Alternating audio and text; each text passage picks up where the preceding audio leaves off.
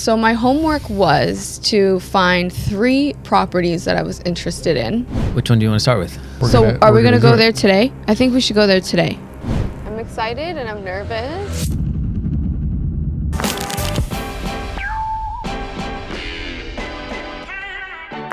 So today we're back with DJ and actress Sophia Body. We're here to talk about finding and analyzing distressed properties. And you had some homework to do. You said you found a few deals that you want to analyze. So my homework was to find 3 properties that I was interested in. So that night we met. I was going to pick up my friend in Maplewood, New Jersey, and I came across a big residential building. Okay. So my initial thing was a club. So that was one. The second one was the building in Brooklyn that I always wanted to turn into a school. Okay. But then I found out that it has been bought the last weekend and turned into a school. So your dream has come true. Yeah. So I had actually 4. Then there was a lot. There's a lot behind my house. Okay. And then a house in Hackensack that's abandoned. So I have 4 different types of properties. Okay, perfect. So Nice. let's go through each one. Which one do you want to start with? Let's start with, I mean, do we even have to go over the school? Hell yeah. Okay, so we should start with the school because that's like a, Okay. no-go dream crusher Okay. of mine. So Actually, that's awesome because it shows you that your dream could become a reality, right? yeah, I do always say that I have the eye of the future. Okay. So you did find What do you something. see here? So you did Okay. find a property that had a better use for it, and you were right because you're turning that into a school. Yeah, I'm pretty sure it was like an old abandoned school. Like I have no idea what it was, but I always wanted to turn it into like a DJ music school or for the arts or something. So what did you like about it? Was it a 2-story building? It was 1 story. 1 story. 1 story, not too small. It was like a little, and I wish I had a photo, but I couldn't find any online. So what caught your eye about it? What? It looked like an easy thing because Okay. it was already a school, right? I think, and then turn it into a school for the future. What career right now is all the young people want to get into? Music. I was at conference thing with kids, and all of them were asked what they want to be when they grew up, and it was something of the performing arts. Okay. You know. So let's talk about that. So was it an abandoned school building? How was it boarded up? It was abandoned for years? It was abandoned for years. Okay. Ever since I lived in that neighborhood. So your good call there is typically a building that was something could be that same something again in the future. So Yeah. there's something called zoning. So just because you see something and you're like, oh my God, I want to put blah, blah, blah here. I want to put an ice cream store here. That doesn't mean the town will allow you to put that there. Right. Okay. So the first step is you thought school, and there was a school 10 years ago. So that's already, you could assume that the town would probably allow another school there. Now there's different types of schools. So a music school is still a school. It still has the same rules and requirements in theory as other schools do, because there's going to be parking requirements and space requirements that each town will have. So having a school for a school is certainly an easier stretch than not. What was that your only idea for the building? And I like to give back to the community. So like something for like after school program for the kids or something for the kids, for the youth. Like a community center? Yeah. So now let's talk about that. Community centers, big problem, okay? They're great to have, but zoning challenges, towns don't always want them where people want to put them, because in theory, what do you do at a community center? Bring people together. You gather. Hang That's right. out. You hang out, out. you gather. So parking is a big issue, and some towns and cities require parking for those buildings. You said this was in Brooklyn? Yeah, Brooklyn. So Brooklyn probably is more lax on the parking challenges than you would have in like a suburban area. They're going to want more car parking because everybody drives, whereas in Brooklyn, probably a lot of people walk. So those are factors that you need to consider. But for someone like her who's just getting started, she sees a property like this as has potential. What step would she take to first figure out what she could even do with the property. You gotta Yeah, go to the zoning. that's where I get confused, because with all the properties that there's different ways to go Right. about it. Like, I know the lot was different. Then I was getting discouraged by the properties if they had like already a realtor sign in there. Like, it's confusing for me. Like, who owns this? Like, So what do you do once you come across something that you think is potential, right? Right. Okay. First is you look it up.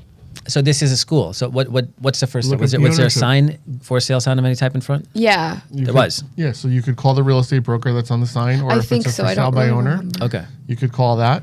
Okay. You've done a lot of Yeah. scenarios where you don't have access. So sometimes there, like for the lot, there is no sign. Right. There's no sign. So that was confusing to me as well. So, I mean, as far as the school, personally, if I came across an abandoned school, I probably, if I was starting it, I would pass over it, just because what he went into as far as zoning, what the next type of use is, it's probably too next level for me to get involved in initially. as her first project. That was my thought. Yeah. One of my thoughts was that it wouldn't generate a lot of money. So the school, why I'm bringing it up first is because it was a dream crusher for me. But Okay. that's something I would get into after I made a lot of money, because I want to give back to the Right, community. So, So first thing is you would check the tax records to find out who owns and the how do property. you do that? So for commercial property, first thing I do is Google it, and it's in New York, you said, right? So I don't know how the New York online records work, but you can either go direct to the county clerk's office and pull out the tax records to see if they have these records online. So let's move on to the lot, let's Okay. say, because I always wanted to buy a lot. Yeah, and do what with it? This is so stupid. But I wanted to make a parking lot, because there's no the parking epidemic in Yeah. New York is bet. ridiculous, and know how much money you can make by having the stacked Yeah. things. So that, but I don't, even a lot in that neighborhood would be good. But either way, like a apartment building or Yeah. anything really, anything that the zoning needs, like. So where is this lot? How did you even come across it? It's in my backyard. Okay. And there's a lot of like small residential buildings that are being built, like 4-story, like only 4 apartment type buildings that are there. On a similar, like next to it, across the street from it? Yeah. Okay. Even right beside it. Okay. There's been I don't 2 think new that's- buildings right beside it. I don't think that's stupid at all. There's big companies all out the country Yeah. that all they do is own parking lots. Yeah. So what's really cool about a parking lot is it can be a parking lot, but at some point it could also be something else. So if you buy something like that that's zoned for parking, especially in an up and coming area, you can park it and you can make revenue from daily parking, from monthly parking. I mean, there's people in the city that pay like $500 a month for car parking. Easy, yeah. Yeah. So you do that, and then at the same time, as the years pass, you can go and get an approval for a building. Right. And now all of a sudden you can build something on there. So buying lots is awesome. Yeah. So let's take it back though. You see this lot, it's in your backyard.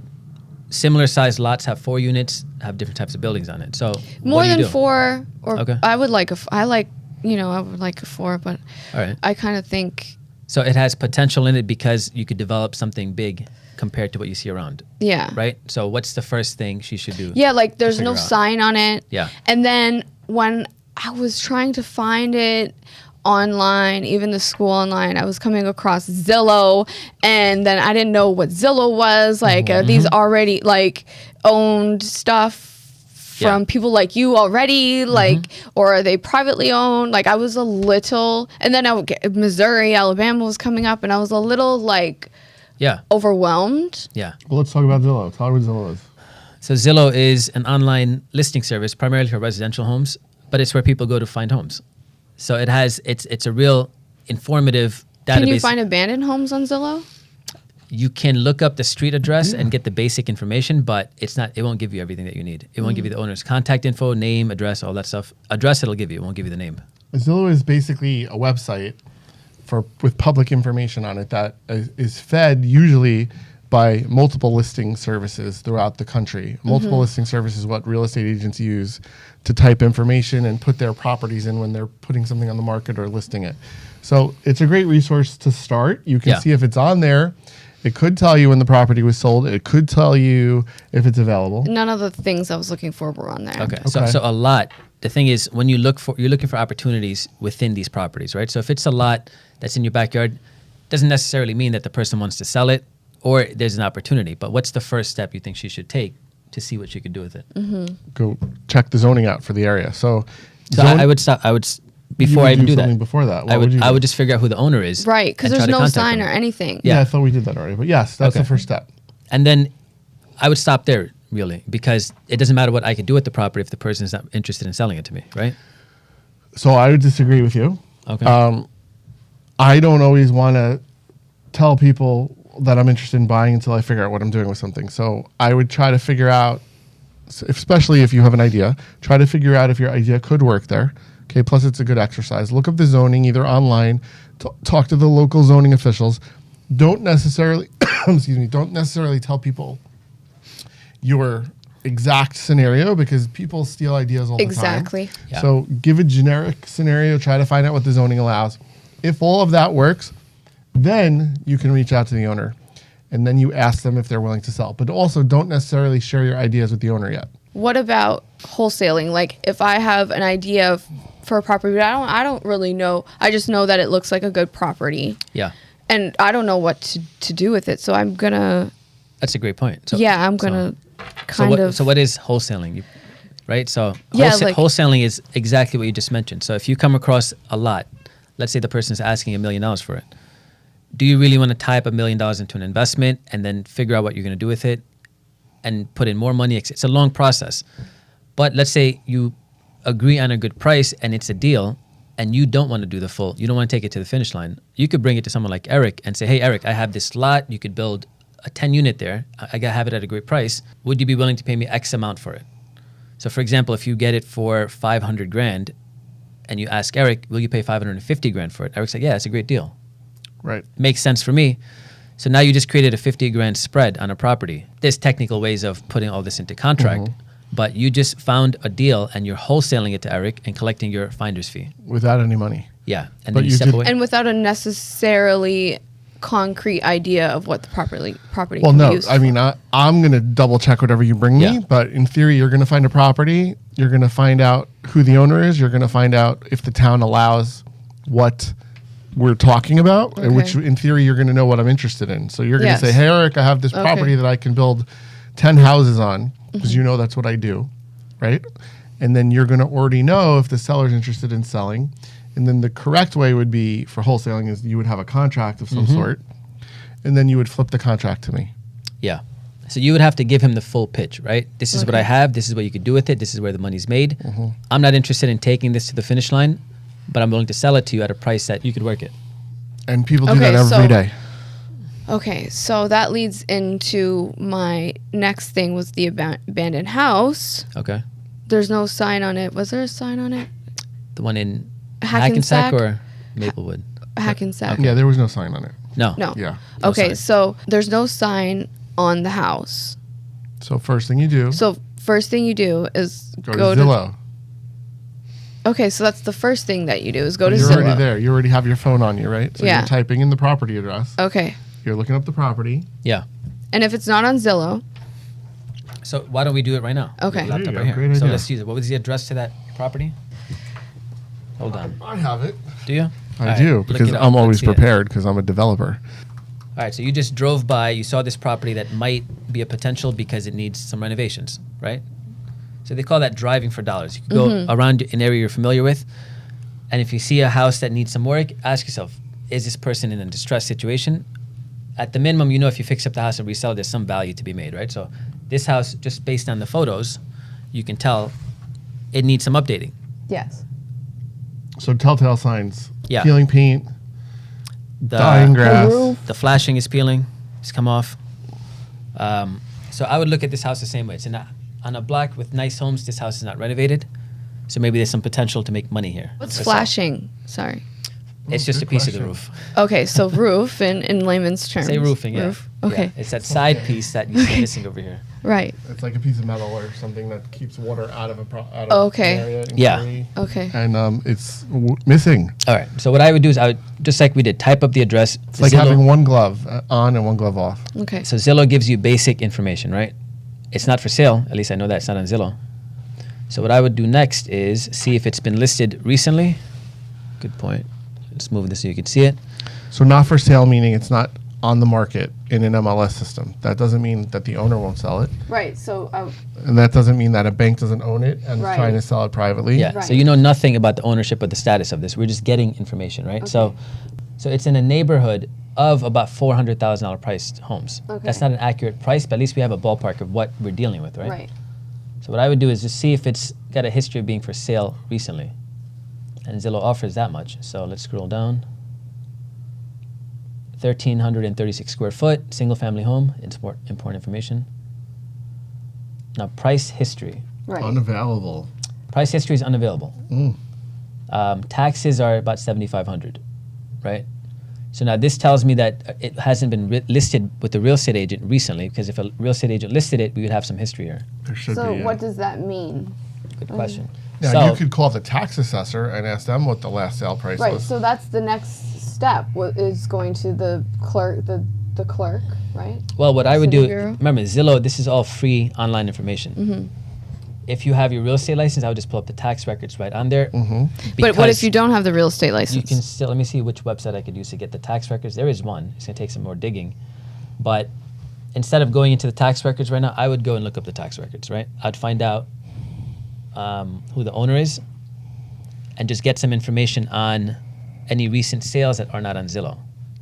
Again, I'm just collecting information. Chances are in a house like this that's outdated, it's been the same owner living there for how many, 10, 20 years maybe even 30 years, yeah, it's right? possible. So that's what I would start leaning towards. This house looks like this person's been in there for years and years, hasn't been updated, and at some point they're going to sell. That doesn't mean they need to sell, but at some point. So what I would think to do is knock on the door Great. Good. and just ask them, are you willing to sell this house? Are you So that's what planning it to sell this becomes- house? Yeah, so that's the next step. How do you get in touch with the homeowner at this point? You're interested in it because it's a nice area, house needs work. You need to find out if the owner is willing to sell it. So in order to find out who the owner is, how do you do it? Just to get a name. I mean, I would look up that. I don't know. Tax records, right? So Okay, remember, yeah. public information is what you need to start with. So Okay. tax records are all public information. You look up the tax records either through, there's a way to do it online. We don't have to go through it right now. Or you go to the tax office. Right. Okay. So you can do it online or go to the tax office. And once you get their name, ideally you'd get their cell phone number. That'd be the best way to do it. But it's hard to look up someone's cell phone number. So let's say she finds the name out, and there's no cell phone number. What would you do next? So there's never a cell phone number in the records to begin with. But in order to get someone's personal information, you can use a service called Skip Trace. Okay. It's a paid service. And if you give the name and address of someone, it just looks up all possible records. How and much sends is that? Is a monthly subscription? It can be monthly subscription, or you could go to one of these Fiverr type of websites and it's very cheap. It's like maybe get like 50 skip traces done for like $10. So they'll send Okay. you estimates. It's not always accurate information, but it gives you a starting point, and it gives you phone numbers that may be associated with this number, this name and address. But it's a starting point. So you call those numbers, you send them text messages, you see if any of them work, right? That's one way to do it. I would even show up at their work. Yeah, good. I wouldn't go to their work I wouldn't yet. go to their work I yet. would start Not with yet. the phone numbers, So you start with the easy information, easy access stuff. and But- you may end up finding like their sister, or their mother, or their brother, or their Yeah. kid. You never know when you get those phone calls. So this is the phone creative numbers. part of it, where you have to kind of just figure out how you can get in front of this person. So if the phone number doesn't work, you can send them mail. But you said you don't like sending mail because it's too slow, right? Yeah, Okay. I like to walk instead of That's even waiting better. for the bus, and I feel like that's waiting for the bus. Good. So, Agreed. So that puts you ahead of a lot of people who are sitting around sending mail, waiting for a response. So what's the next step? I would go and do exactly what you just mentioned. Knock on the door. Yeah. So That's it. let's go do I that know today. nobody's home. Know what? You knock on the door, nobody's home. What should you have in your hand when you You go to drove knock all the on way to that this door? house. Well, wouldn't I have like some of the records? No. No, but let's say you're trying to reach them. You knock on the door. They're not home. That's it. Oh, I would have like a little note. There you Perfect. go. Perfect. Yeah. What would the note say on it? It would say, I'm interested in this piece of property. Yeah. I just wanted to know if you are willing to sell or what you're trying to do with this great house. That's perfect. That's it. Signed, Sophia Body Signed, DJ. Sophia. Yeah. And here's my number and my email And my podcast. And I'll be back later if you don't respond. I love that. I love that. So that's really it. And once you do that, it's a game of follow up at that point. Right. So you take that note. You can either just tape it onto the door. You tape a letter onto the door, or you could get door hangers made. Put something on the door hanger. Bottom line is That's what I would like to do. I would have the note with like a business card or Yeah. something else. Yeah, and it would be a Yeah. straightforward message. I'm a local home buyer. I'm interested in buying your house. Please call me if you're interested in selling. Right. So now it becomes a game of follow up at this point. Just because you left it there doesn't mean they're going to call you. You're right, and I think the note's Exactly. super important. So there's different types of notes. I like to do something more personal, more handwritten. Me too. I like personal. Handwritten. And you could Yeah. do a story like, "Hey, Yeah. I'm looking for my family to buy this house." Like, there's different ways to do Yeah. it where people will feel compelled to text Right. or call Instead you. of more Yeah. more professional way Stay where like a door knocker. I think people are just going to throw that out. Yeah. They're going to see it and they're going to toss it. That's my thing. So But- if it comes off as a very commercial company perspective, yeah, it'll probably just get tossed out like spam. But if you write a handwritten note, say, "Hey, I was passing by. I'm interested in buying your house. Please call me." That goes a long way. Yep. So now you're there. I would even go more personal. You went to the house. You knocked on the door. Nobody's home. You left a note. Now what's your next step? Well, waiting and then following up, but then But you don't like to wait for the bus. no, I don't. So there's But one then more I thing would you- have more of these. What else could you do? Think about it. You know what you could do? What could I do? What you can do? she do? She knocked on it. She You tried to did it call. once. You told me a story about you did this and you ended up buying it. Ask the neighbors. Yeah, there you go. Oh. Knock on the But- neighbor's but door. you could, but what do you ask the neighbor for that contact Well, information? no, I'm gonna Well, say, hey, do you know who lives in yeah. this house? could do And that. if you Absolutely. see them, can you let them know I passed by? You don't have Do to you know tell when they're them. home? Right. You don't have to. You don't have to give specifics. You don't want to. Stalking. You don't want to be creepy like stalking. But hey, you know. But I mean, I could get probably away with it yes. a Yeah. little bit Whereas more Omar than you. probably guys. That's not. true. You're But- right. I- Come in I- as a shark looking to buy the house. Yeah. But I would definitely knock on the doors, try to start up a friendly conversation. How's the neighborhood? You know, we want to live here, something like that.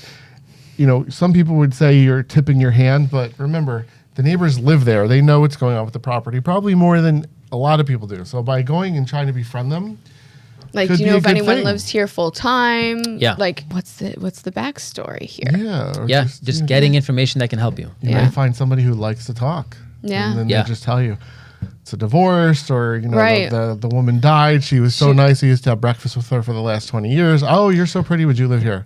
You never Right. know what's going to happen. Yeah. Or the man's mother passed away and he just was holding the home. He doesn't know what to do with it. You never Yeah. know. Yep. Or there was a murder. You yeah. never know. You never know. Or it's known as haunted. Yeah, there you go. You don't know. We love haunted houses. Me too. Yeah. So all that hopefully leads to a phone number of contact with the seller, right? Yes, 100%. All right. So you went next door. You got no information. You knocked on the door. You got no information. You did the mail on the door. You got no information. What else would you do? That covers it. No, there's one more thing. Now it's time to wait for the bus and send the letter. And the reason for that is you never know where there's a mail gets forwarded. And if somebody dies in a house or if somebody's in a nursing home, that mail may be forwarded to like the grandma, to the cousin in Arkansas. Okay. Okay. So if you send a piece of mail to that You house, see, that's it good. may go to the Arkansas address and that person may get it and say, oh my God, this Sophia lady wants to buy my house. Yeah. Okay, that's great. So what I would do, every house I visit, if I leave a note on the door, I'm sending a mail. There you go. Okay. Yeah. So All right. So now, ring, ring. Hi, Sophia. You send me your letter. What happens next? Someone calls you. What do we do? What do you do, Sophia? well, you just tell them again, and then you Tell them what? know, Hi, Sophia. You want to buy my house? yes, I was interested in this house. I think it's beautiful and it has a lot of potential. I don't know if this house is beautiful, but it does have potential. Well, no, you just got to say that. Depends. Yeah, Because yeah. if It could you be said it to be me, I'd be realistic. like, are you Yeah. drunk? Like, what's Yeah. wrong with you? This house is So not how about beautiful. I am a local investor. We buy homes. We're interested in buying your home, or are you interested in selling anytime? Okay. right? Yeah, that's one avenue, or the avenue is I'm looking for a place for my family to live. It depends. I always generate a response based on the type of feedback I'm getting from the call. Right. So Like, if it's a very business-like phone call, Yeah, then I try Omar's direction. If I have like a little old lady, so to speak, calling Right. me, I'm not going to be like, hey, I want to knock your house down and da-da-da. It's like, oh my God, I was looking at your house. It looks like someone took care, lived here for 25 years, and this is an area I may want to put my family in. Are you open to selling? Yeah, it's a softer approach. It's got its place too. I think it all depends for me, not for everybody, because I'm very good at like reading people and tone of voices and stuff. So it depends on the warm or cold temperature. That's how I would do it. Cold. Yeah, Omar doesn't do it that way, but that's what I would do. I wouldn't say I don't do it that way, but typically when they call you, they're not exactly open to having a friendly discussion and giving all information out. You left a note on my door. Who are you? Why do you want to buy my house? What makes you think I want to sell? That's more typical than saying, hey, are you the nice person that wants to give me an offer? So you're saying they're always mean when they call you? No, they're in a defensive mode, Okay. and you have to kind of unravel that, right? Because they don't know who you are. Yeah. They don't know why you left this note. Why do you even think they want to sell? So you have to come off as someone who's capable of executing more than just, hey, I want to buy a house for my family. Personally, I would not say that. It can work. I would let them know we're local home buyers. This is what we do. We're buying in your community. And we'd like to discuss it with you because there's advantages to working with us. Not saying you're looking to sell now, but if you need any assistance, we can help you. If you have any questions on selling, we can help you with that. Right, because you may be finding someone who's in a foreclosure situation, who is really either A, desperate, or B, defensive. But if they were desperate, wouldn't it be on Zillow and stuff like that? So let me ask you, when would it be on Zillow? Well, there's no records. So if they were desperate to get rid of this house, wouldn't they be putting it on That's a every great question. Trying to sell it. platform available? Wouldn't Right. there even be a for sale sign? So you're right. So why wouldn't they put up for sale if they need to sell? Right? Yeah. So a lot of times, this is what we consider off-market properties. When someone is in a distressed situation, their first thought is not to sell the property right away. Because if they have financial trouble, if they're in foreclosure, if it's an inheritance of any type, that person doesn't want to deal with the sales process, and sometimes they're just not ready for it. So you might get to them. Well, that's perfect. They then. may want to try to save it too. You never know. Yeah. Try to save it. So that's where it becomes a conversation. It's not just, here's an offer, sell me your house. You have to understand what you can do to help Right. the person, right? And sometimes people shut down when they're in Yeah. a stressful situation. They don't know Yeah. how to move forward. They just stop everything. So you've flipped like 60 Many. houses. I'm sure you've come into all these crazy Yeah, and situations. typically that's the response I get, that there's curiosity initially, but there's also defensiveness. Like, why are you reaching out to me? What makes you think I want to sell anything? And a lot of these people, if they're in a distressed situation, they want to deal with a professional who just gets it done. They don't always want to list it on the market, show the home, pay a commission, deal with Yeah. inspections. It's a lot. It's a Yeah. lot. Okay. So if a realtor was to approach them and say, hey, I could list your house for X amount, but your house needs work, right? So then you have to go through the inspection process in most cases. But then that's where I would tell them, you don't have to pay for an inspection. Like my company, who I work with, will do all of that. All you have to do is just sit back. And That's it. That's the pitch. Yeah. Yeah. So now it becomes attractive. You're a professional. You're able to close quick and help them with whatever circumstance they're in, right? They're not just giving away the house.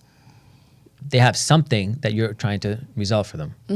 So we're going to come up with a list of points that you should, when you're in this situation, so you have it when you begin. Like Omar can do this off the back of his hand. But for new people that are starting, one of the things we could do is come up with a list. Yeah. That details the questions to ask.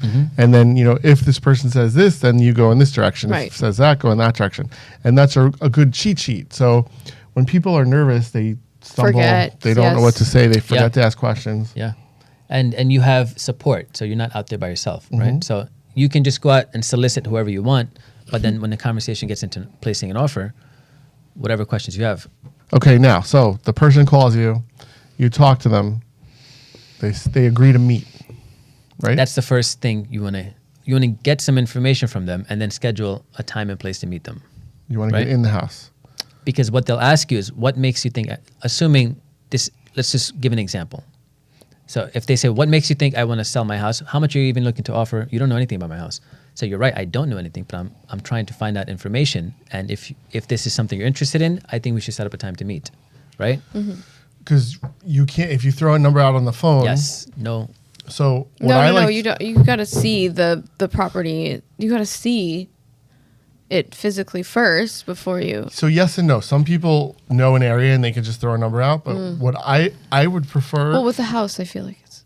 Yeah, but I don't like to throw numbers out because I wouldn't either. You want to get in front of the person. Yeah. Because what happens if you throw a number out that they don't like? What happens? They just get discouraged, and then they're like, gonna- Exactly. yeah, They're gonna hang up the phone. on you. Yeah. Okay. If you can keep the relationship going where they get you into the house and then you're in front of them, then A, you get to look at the house, and then B, you get to talk numbers with them there. You can kind of gauge their response, and then what are they going to run away from you the minute you say a number? Yeah. You And have time for rebuttal. And more importantly, remember, it's not just a number. You need to understand their circumstance, because at the end of the day, you're solving a problem that they have. And they need to understand that you're capable and you can answer their questions. Do you think this house looks like someone lives there? I think so, yeah. Right. You check the garbage. There's a recycling bin and stuff, so it looks like there's. And then what else? What else? There's one big thing you can do. What happens at night? What do people do The at lights night? come The lights on. come on. Yeah. Well, assuming you're not there at night, what's Well, you have to go another back. obvious sign when you look at this house? When you drive by, She said garbage, the grass is cut. the grass. The grass. That's Yeah. that's a big one with abandoned properties. I feel like there's. Yeah, you'll see signs. Yeah, but the neighbor could be cutting the grass. Yeah. You So never know. I would definitely drive by at night. I would check for garbage pails. I would drive by at night, look for cars in the driveway. Definitely So the grass. basically, with this house, we think it looks like it was on the market and was taken off. This wasn't on the market. No, 'cause no, it wasn't. History. This is just tax amount over here. According Okay. to Zillow, it was never on the market in the Yeah. history of whatever Zillow Okay. goes back, which I Okay. guess it's probably what 30 years or something. Okay. Long I'm not enough. sure, yeah. Yeah. So you never know. So you just got to go. You got to do it. You got to try it. You got to go from there. So now let's take it to the next episode. You contact the seller. You meet with them in person. What's the goal of that initial meeting? Gauge their needs. Yeah, like now, Figure out their situation. yeah, because you don't, like Omar said, you don't, you don't want to come in there like, okay, I want to kick you out your house. Yeah. True. Yeah. You also don't want to look too eager. Yeah, exactly. Like, oh my God, I want this house. Like this Yeah. is what you do on a regular basis. You visit homes, you take a look, see if you could work something out with the seller, and make him an offer. But based in on this that. case, it's different because it looks like there is no seller. Looks like, but we haven't determined that yet. So let's go through assuming there is a seller and they agree to meet with you. Yeah. So we're going to the house. Mm-hmm. We're talking. We're making friends. We're finding out their situation. Do they live there? Or is this an estate and they're representing it for someone else? Well, I would ask them like, so what's the cons about this house? Like, what is wrong with this house? That's what I want to know. Initially, and this is I don't expect you to even know the answers, but let's go through it, because when you first meet with them, you're still gathering information, right? And you're a professional home buyer who wants to buy the house in its current condition and relieve them of any issues they have. So it's a walkthrough. You're going to walk through the house. You can ask them, oh, this is something we'd be interested in. Can you give me a tour of the house? They'll say, all right, this is how many bedrooms, baths. You look at the condition of the home. Right. And then you you can end the conversation one of two ways. Number one, ask them more questions to see if it's a potential deal. And then tell them, look, we're interested in buying the house. If you're interested in selling, I'd have to just go back, put some numbers together, and we'll come up with an offer. But you said ask them to tell you the cons about the house. Most people aren't going to say, Sophia, I have termites in the basement and the roof joists are breaking. They won't say that. They're not going to No, tell they you the won't? truth. No. No, and plus you don't want them to be in that position because you don't care. You're buying. Okay. You're separating So yourself. don't because- ask them What- what. the cons. 100, you can ask all kinds of questions. But you're not put off by any of these issues because this is what you. Oh yeah, no. I would just, Right. like, does your roof leak? Like, you know what I mean? But I guess with the walkthrough, you could just. So what I would not even ask that. I would just say, oh, repairs here, repairs there. Okay. Jot some notes down, take some photos. Okay. And then say, we could see this house needs some work, but we're okay with this. This is what we do. Okay. And if they're interested in selling, we can have an offer to you within 24 hours, if not the same day. And then I would emphasize that our offer is going to be as is. We're not asking them to repair anything. Ask them when they'd like to close. If they're moving, maybe support them with some moving costs. And just meet all their again, needs. based on the situation. Once you find out, again, if they live there, if they represent it for someone else, obviously that's going to help you guide your direction. So once you've done all that, then you need to know, and you should really know this before you go into the house, but how are you going to pay for this house? Right. So one thing is wholesaling. But let's say you want to do the flip. You want to buy it yourself. Okay? Because in theory, you're going to make more money flipping, right? Yeah. Generally. So you want to be the developer. You want to be the flipper here. So when you find a house that is trashed and it's missing a kitchen, let's just say, banks typically won't give you a mortgage, right? Mm-hmm. So they won't. They will not. No, because if the house isn't in move-in condition, So if the house isn't in move-in condition, the bank will not give you a mortgage. a traditional bank won't. You can't go to a Wells Fargo if the house is not in move-in good condition. Right. Okay, well, I didn't know that. So, but what can you do? You can go to... You can go to a hard money lender. They lend on investments. It's a higher interest rate, more fees, but they'll lend on properties that traditional banks won't.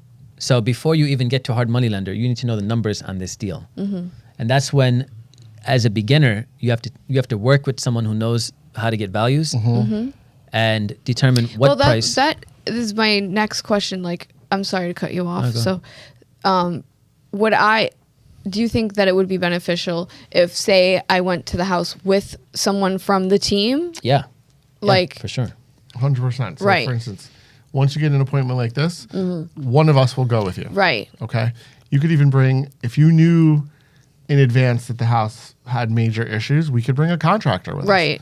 Okay. So, Omer has a lot of knowledge. I have a lot of knowledge, but there are contractors that actually can do very on the spot estimates, which will help us determine what our costs are going to be. Okay. Yeah. And then you Okay. take it from there. Yeah. Put the costs into your formula to get the after renovation value. That's right. Yeah. Go for it. Yeah. So you need to know a few things. Number one, how much is it going to cost to renovate this house to condition where you could sell it, right?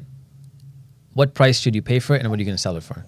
So this is information you won't be able to pull up without having some market data with you. So this is where a realtor or someone experienced investor can come in.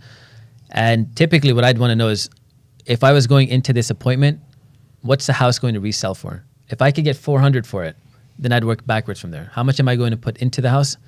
Let's say a house like this is going to cost me $100,000 to redo everything. More like 100 to 125, right? Yeah, I think a little bit more than 100. So let's say 125 can probably redo this house to a decent condition. And then you got to look at the neighborhood also, because you don't want to like overdo the house when Good point. the houses in that neighborhood or on that block don't meet Right. those standards. Like Right. you don't want to put 150,000 with all the best Agreed. kitchen appliances or whatever if the houses or even the outside if the houses don't match up. So this is where your market knowledge is going to be useful because you can't put gold-plated faucets in a house that's selling for like 400, right? Right. So I would start with the resale price and then work backwards from there. If I think that house is going to cost me 125 grand to fix, let's say if I want to make 100 grand profit, There's something about me that wouldn't want to go to someone's house that they're living in and be like, this is what I'm going to offer you, and it's 175. all right. So knowing it's worth 400 and it needs 100. So that's where I'm confused. So how does It's not worth 400 until after you renovate it, right? Yeah. So you're embarrassed to go in with that 175 number, but you have to remember you're doing this for a business, right? You're not doing it to live here. If you're doing it to live here, that's a different game because you can pay a little bit more money, okay? You're doing it for a business. So you have to establish the value of what it's going to be when it's finished, what you're going to sell, what your profit is. You have to have a minimum profit. So if your minimum profit is $75,000, you want to make sure you hit those goals. Otherwise, you just wasted your time doing this whole renovation, Right. which Yeah. is going to take you probably 4 to 6 months at a minimum, right? minimum, yeah. To move it, to buy it, to fix it, to close it. So you have to factor all that in, and you can't be emotional about it. No emotions. in Well, that's where I investment would real have. estate. That's why it's great that once I'm starting. Yeah, Omar's Yeah. great have- with the no emotion part. So Right. he will definitely Yeah. make sure that doesn't happen. Right. Right. So for people like me who are, emotional and like, Yeah. You know, I wouldn't want to do it. Like, they're probably not going to want to do it. It's good to have someone on the team that can help you erase your emotions. So I wouldn't say fully erasing your emotions, but let's work backwards from there. What price would you pay for this house? Do you think is fair? 220.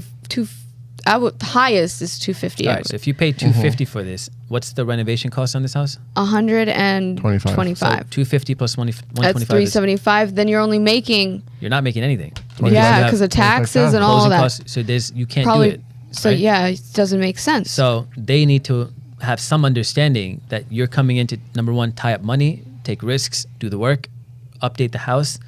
There has to be a spread for you to make. Right. So So that's why I think that it's easier to have an abandoned property that someone is not in.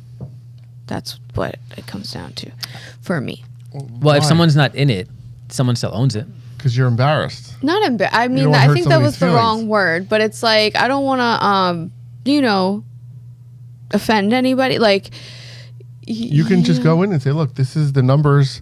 This is what I want to sell it for. My minimum profit is $50,000. I mean, yeah, I that's wouldn't where you. discuss- That's where I would not discuss my profits. That's You not wouldn't. a conversation I would get into. No. Okay, so that's where Okay. So if at the end of the day it's an investment for you, you're going to place your best offer, whether that they accept it or Whether not. they accept it or They don't not, you just have to accept be upfront, and that's what it is. It is. And If you the don't, truth I'm on is- to the next property. Exactly. Yeah, and someone else might come and offer more than you, and guess what? That seller is going to go with the other person. They don't have to sell. Right, to you. and then they're not going to make any money. Well, so let's talk about that. One of your competitors here, right, besides a flipping person, is someone that actually wants to live here. Right. So someone that wants to live here will pay more for the property Right. than you will as an investor. And then that's where you get, through talking with the seller, how like. But so let's go back to that. What's the difference between you as a person who wants to invest and you as a liver, like as a user, right? Someone who's going to live in the building. Typically, the person that's going to live in the building needs a traditional mortgage, okay? Whereas someone who's buying it for an investor purpose probably has cash or has a hard money lender or has less contingencies. So that seller knows that if they go with the flipping person, they're just going to sell it quickly and it's going to be over. Where if they go with the using person, they're going to have an inspection. They have to get a bank appraisal. They have and then a lot of people, like we said, with these buildings, don't want to go through all of that. Yes, majority Yeah. who want to live there are not going to buy it. How are they going? Number one, the bank won't finance it. Where will they get the cash to renovate the house? Because that has to be done by cash. Yeah. Or there's something called 2 or 3K loan. I don't want to leave that out, but that's just Okay, yeah. So there's a lot that goes into this, it seems like, and there's a lot of Yeah. But we're talking about initially how to get started in it, right? So if you're driving around and you see these properties, you can still do enough to get your feet in the door. But you identified one. So that's the first step. So you just go around and we identify a couple and we go after each one. We call, we go. We call, we go. Eventually somebody's going to bite. right. That's how it happens. Yeah. And then once they bite, you're off to the races. Okay. So for the next one, it was in Maplewood, New Jersey, Yeah. and it was a commercial building. It looked like. I kind of got a little discouraged by the Remax sign on the thing. So, Okay. Discouraged, why? because I don't know how that works. Like, do they already own it? They're not going to want to sell it to other people that are going to profit off of it. Like, but then now that I'm backtracking, in my mind, they might, because they might just want to get rid of the property. I don't know. Like, can you like cut out the realtor and go directly to? We don't like that as realtors, but you could do anything. So with commercial property, there's no rules. But hold on, she came across a property with the sign on it, right? So it means it's listed. So, It means that it's probably on the market for sale. right. Or So for lease. So you have a direct contact who's advertising the property for sale. So you're not looking for the homeowner at this point. I mean, the property owner at this point, right? I mean, I would want to. You want to buy the property. In theory. But you have to understand the owner already contacted a realtor to sell the property. So the there's no owner's- way to just be like, hey, I'll buy it from you without going through the realtor. So there is a way. It all depends on what the seller has signed or not signed. So if the Yeah. seller has hired a real estate broker and signed a contract that specifies that he's supposed to give any leads to his broker, then when he speaks to you, he's supposed to direct you to the broker, or he's supposed to have the broker call you.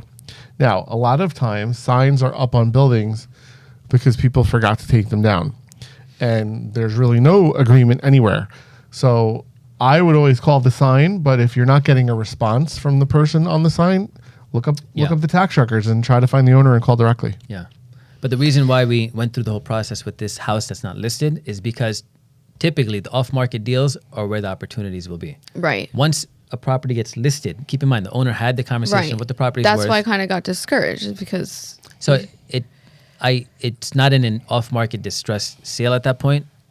This owner is involved in trying to get the best price for the property. Doesn't mean it can't be a deal. It just means that it's a different type of setup.